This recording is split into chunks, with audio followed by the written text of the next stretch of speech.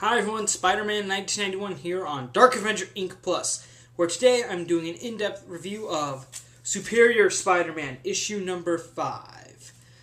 Alright, it's continuing the massacre, continuing what happened last issue, which was Massacre escaping. The issue opens up with Massacre confronting the CEO of the burger chain where he went on a murder spree last issue, and he tells her that he makes her a deal that he will either kill her or she'll pay him $12 million to go to wear their competitor's logo on him, so that while he goes on a killing spree, because he thinks that will give their competitor bad publicity and help them.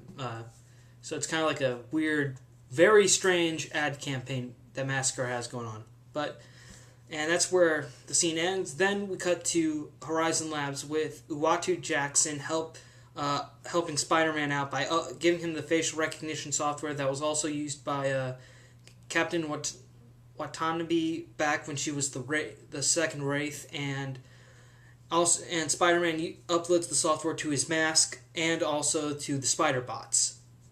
So after he gets the software uploaded, he goes to see the tutor he hired to help him with with Peter Parker's grad school work, and Otto actually has a nice evening.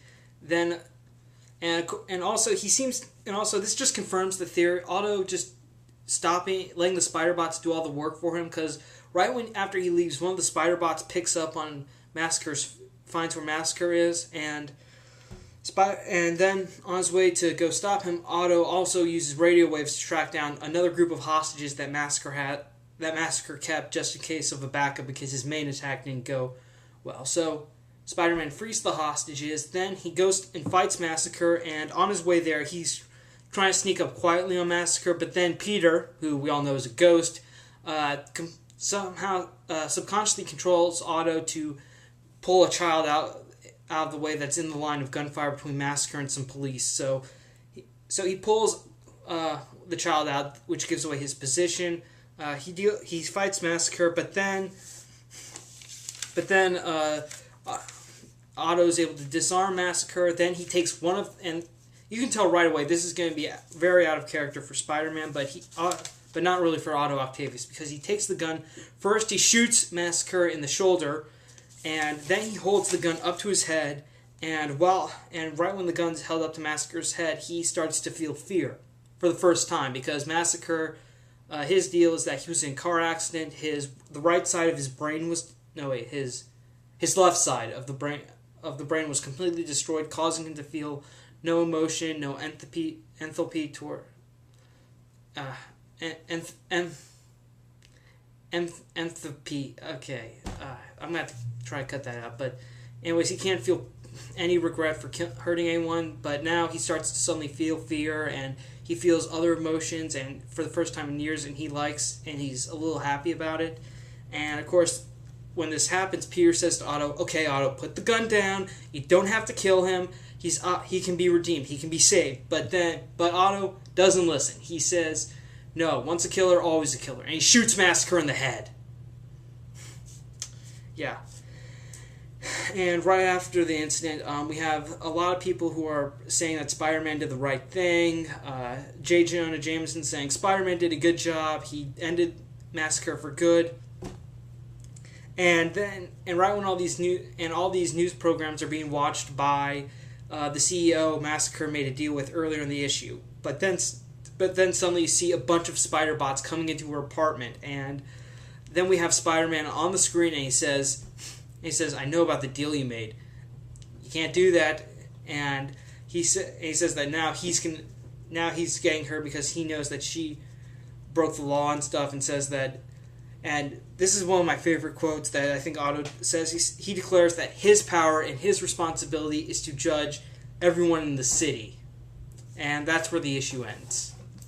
Okay. Right away, you can tell by the way this issue starts off right leading up to the fight to Massacre, you can see that Otto Octavius is very efficient as Spider-Man. Okay, he's tracked down. He was able to disarm save the other hostages, track down Massacre using both the facial recognition software and he's able to be very efficient almost even more effective than Peter Parker was, but right when he kills Massacre, you can tell that Otto just isn't worthy of the Spider-Man mantle, because I have a feeling, because the way he said, once a killer, always a killer, that's something that's going to come back to haunt him, and I think, and that's what's going to happen. That might be the main reason Spider-Man gets fired from the Avengers, which I think is going to, which we all believe is going to happen around in Superior issues 7 and 8. So, yeah, this was a very well-written issue, okay? And I know that when people saw this cover, Spider-Man holding a gun, it freaked a lot of people out, because they were like, oh man, I can't believe you did that to Spider-Man. You would never use a gun. Well, it's not technically Peter Parker, it's Otto Octavius, so again, like he said, once a killer, always a killer. And again, but nevertheless, this was a very well-written issue. I think it's great how Dan Slott's able to establish that, yeah, Otto might be more effective at catching criminals, stopping bad guys, but that does not make him a superior person than Peter Parker. I mean, yeah, true. So basically, Otto's more efficient, but Peter's the better man. All right, that's really what we're getting here, and I really think that, you know, when the series started and Otto was doing some good things, you kind of thought to yourself, well, you know, he seems to be going to be a better person. Well, I think all of that's immediately forgotten once you get to the last few pages of this book. So I really hope Peter gets back in his body soon, which I think is going to happen pretty soon. But nevertheless, Superior Spider-Man number 5, awesome issue. I'm still loving this series. It's really great. I would highly recommend people pick it up if you're fans of Spider-Man. If not, if you're if you're really skeptical about what happened when Peter's body was taken over by Otto Octavius, then I'd say give it a shot. Give the first issue a shot, see how you like it. But nevertheless, this is an awesome series, and I can't recommend it enough to people because it's great.